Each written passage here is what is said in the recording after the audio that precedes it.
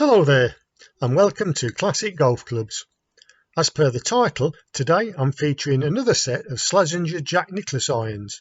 So, as I've already looked at the Slazenger Nicklaus relationship, and I don't have much to say about the 2-wood, and I've already covered J.H. Onions and his Crookshank clubs, rather than doing a historical feature, I'm just going to review the clubs and then get straight out onto the course to see how they perform. As usual, here are the time checks for the video in case you want to skip ahead to any particular point. Well, let's kick things off with today's woods, or should I say wood. As you can see, there's only one here, and that's all I'm going to be using today. It looks as though it's been restored, or at least an attempt has been made to restore it, not particularly well. We've got some gold paint that's been used here to try and pick out the name of the club. There is a slight indent here. It looks as though it was stamped at one point into the head, and probably a better paint job was done than we can see here. It actually says Cracker Jack across the top there. On the sole, all we've got is a number 2. There's no stamping on the wood or anything. The face is a white, red, white, 4 screws in a diamond shape. It's a persimmon block. We can see that because there's no layers of laminated wood. And as far as the maker goes, Cracker Jack was a name used by the George Nicoll.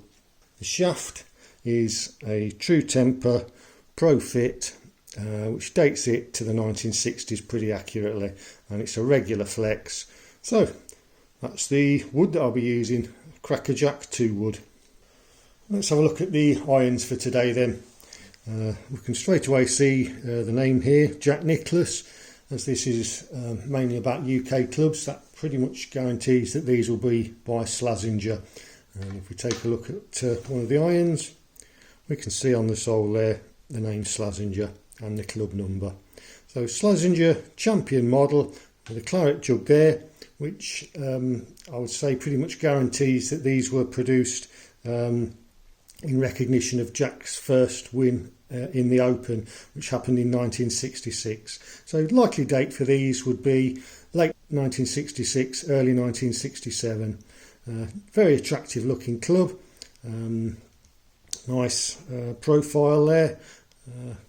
Gradually getting thicker to the bottom, and that additional weighting at the sweet spot where we'd expect to hit the ball. Pinned shaft, another dating point there. Nice ferrule black with a white band. On the face themselves, we've got a frosted face. Overall, a very nice club. If we have a look at the shaft band, we can see it's got Jack Nicklaus, made in England. There's no flex on that one. Don't know whether any of the others will be any different. The grip, we've got the grip collar there, so 99% sure that this will be an original grip. It's also got the name Slazenger, which is a bit of a giveaway, and we've got the Slazenger Panther on the butt cap there. So all in all, a very attractive club. We have here 3, 5, 7, 9 pitching wedge and sand iron, and unusually the pitching wedge and the sand iron follow very much the same design, although the sand iron does have a slightly thicker sole, although it's not a very large sole compared to what we see on a lot of sand irons. So how that will be in the bunkers, I'm yet to find out. One club here that is a little bit of an oddity is the 9 iron. When I was measuring the lofts for these, the 8 iron came in at 43, which is only 1 degree out from my ideals, but the 9 iron came in at 44, and I don't know whether you can see here, but the shaft was quite badly bent just above the hosel. And I've had a go at straightening this out, and I think I've got it to about 46 degrees now. Perhaps a little bit better there. Got the shaft coming down, and then it's got a little bit of a bend, which is in effect de-lofting the club, making it 44 degrees as it was. As I say, I think I managed to get this to 46 degrees now. I'd like to get it to about 47, which would follow the 8 iron.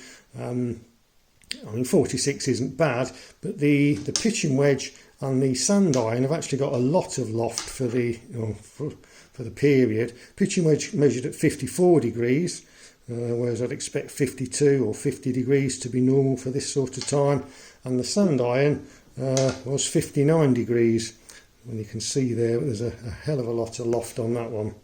So that's the reason I'd like to get a couple more degrees maybe of loft onto the 9 iron, so I'll probably have a go at that before I get round to playing these.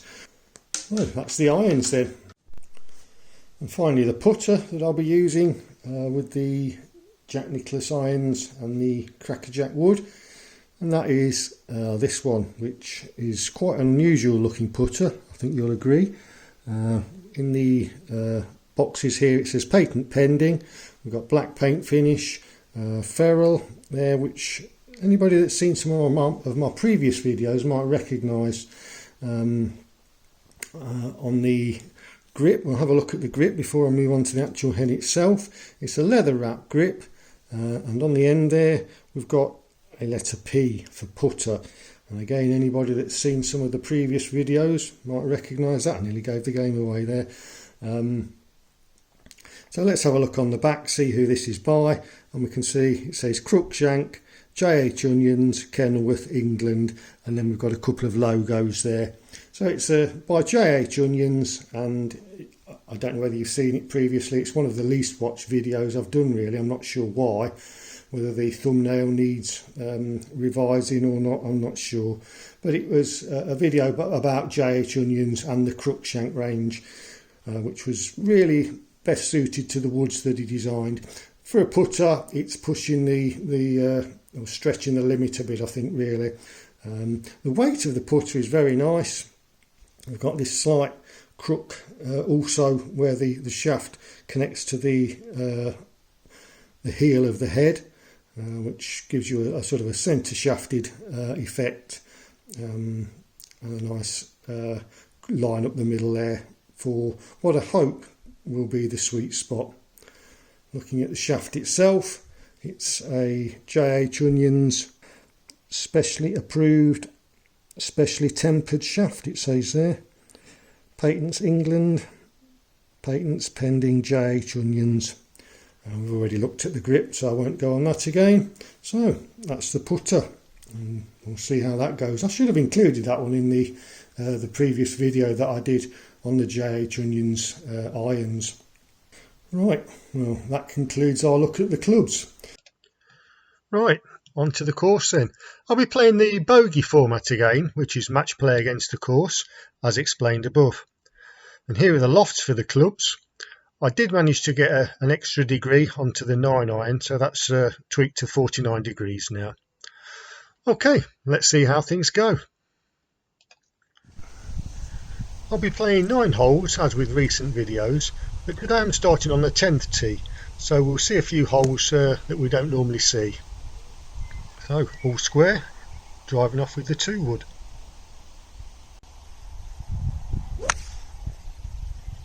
I was very happy with that one, just down the right side, but a decent strike. That put me here, just in the rough.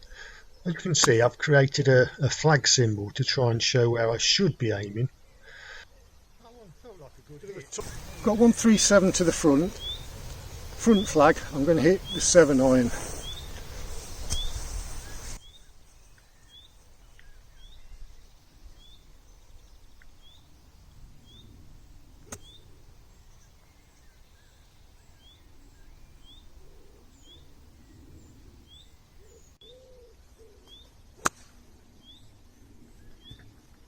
Pretty good strike, just a little bit left. Well, it missed the bunker and just bounced onto the fringe, or well, the rough close to the fringe, should I say, which left me a chip. Reasonably confident practice swings. Can I execute it in reality? did. I landed that exactly where I meant.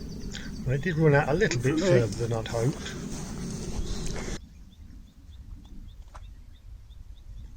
But he left me this one for par, which with a stroke would give me a win.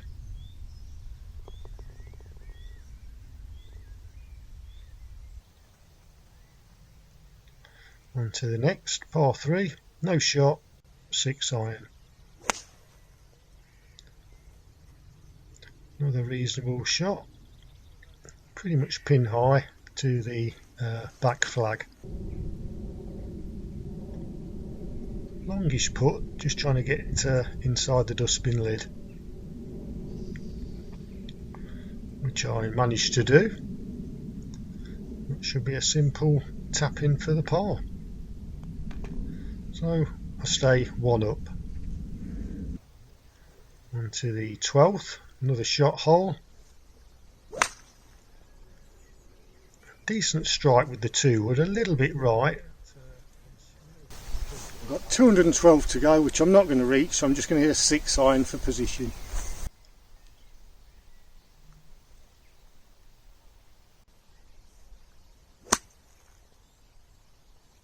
Caught that one very nicely. Okay. The 6 iron went 165, which is a decent hit for me. It's left me 30 yards to the front of the green. The flag's towards the front, so I'm going to hit the sand iron 59 degree and hopefully get somewhere close.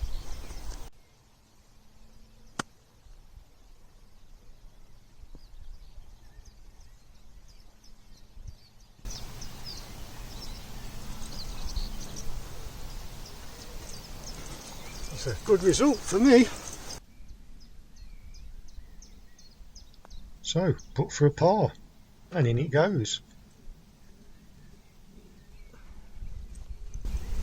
That's par on another shot hole, 2 up.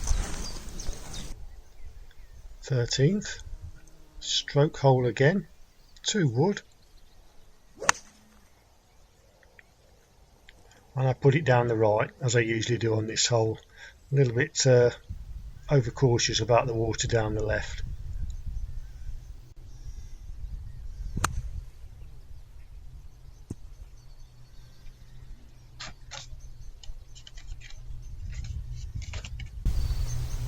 I fear that's gone in the water, we'll see.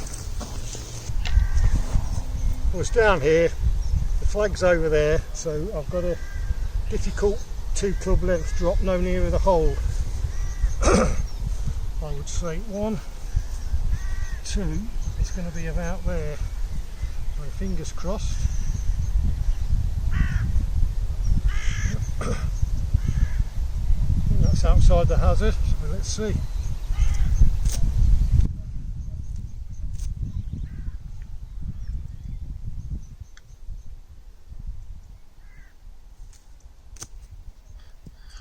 So that was playing 4. It wasn't a bad effort, but it didn't quite get on the green. I now need to hole this chip for a 5, net 4, or net par for the half.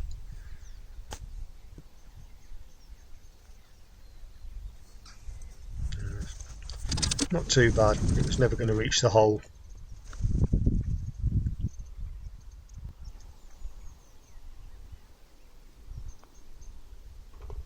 So that's a double bogey, net bogey, and the lost hole, back to 1 up.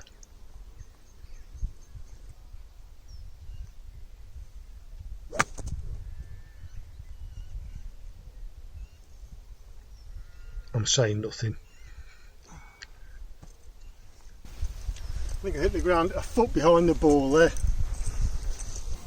The only positive I got from that shot is I've got past the ladies' tee.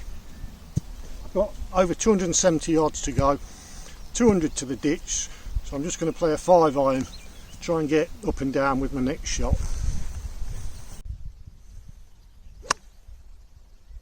Decent strike, safely over the tree.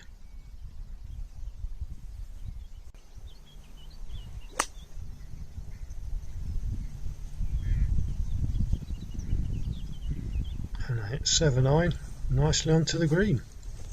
That was a pretty good approach. It's left me a chance for a half. I need to hold this though, no shot.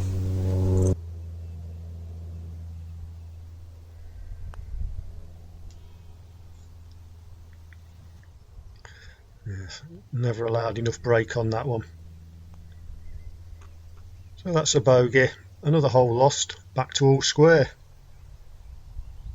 Par 5, 2 wood, and I've got a shot. Nice drive. A little bit of draw on it. That was a 4 iron, which again I thought was a good hit, but it didn't go too far. Not the prettiest swing, but a very good result. This for birdie.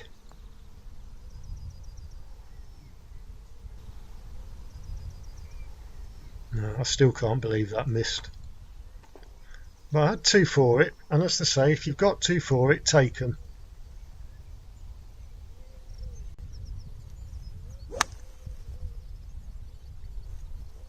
Nice strike again, a little bit down the right, but it stayed on the fairway just. I was between clubs here, and I went for the 4 instead of the 5 iron, so I wouldn't try and force it, but I hit a poor one. I should have stuck with the 5, and that's left me short right here, and I'm hitting a sand iron, just trying to get it on the green. After a couple of nice practice swings, I do my usual bladed wedge shot into the rubbish at the back. I couldn't find it, so I've gone back, stroke and distance, and I'm playing my 5th shot now.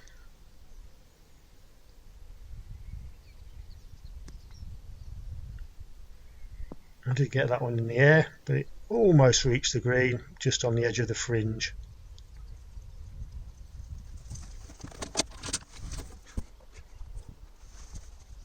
So I've already lost the hole. I'm just playing the shots out now.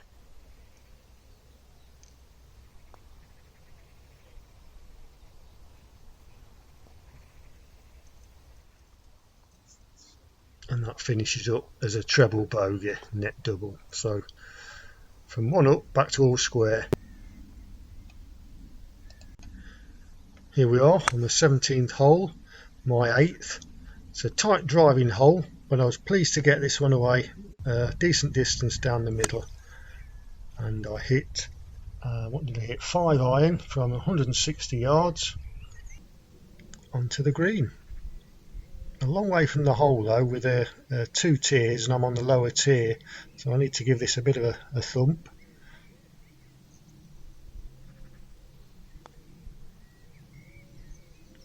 Up she comes, but runs out of steam a long way from the hole.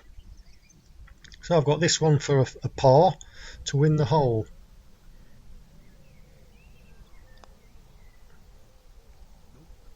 Nope.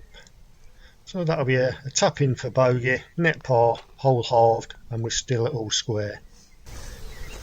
So, all square, tricky 18th to play, 172 to the middle, it's a front flag. I'm going to choose the 4 iron.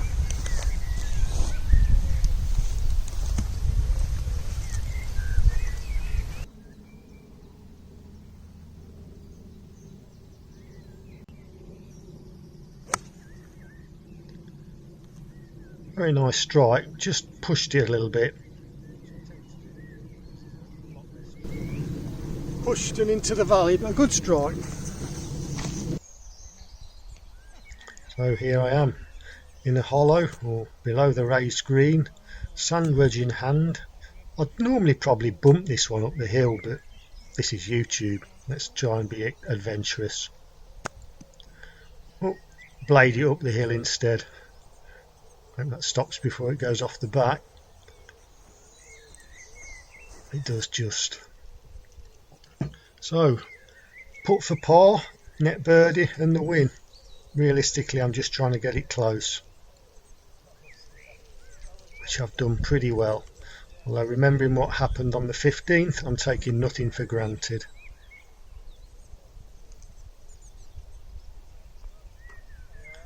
and it's in. So hole halved and the match ends all square. Can't complain.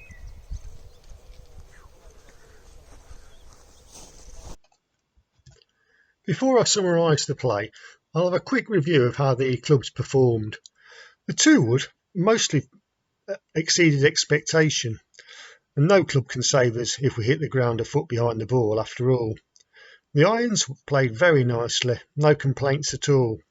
And the putter, again, this performed much better than I was expecting.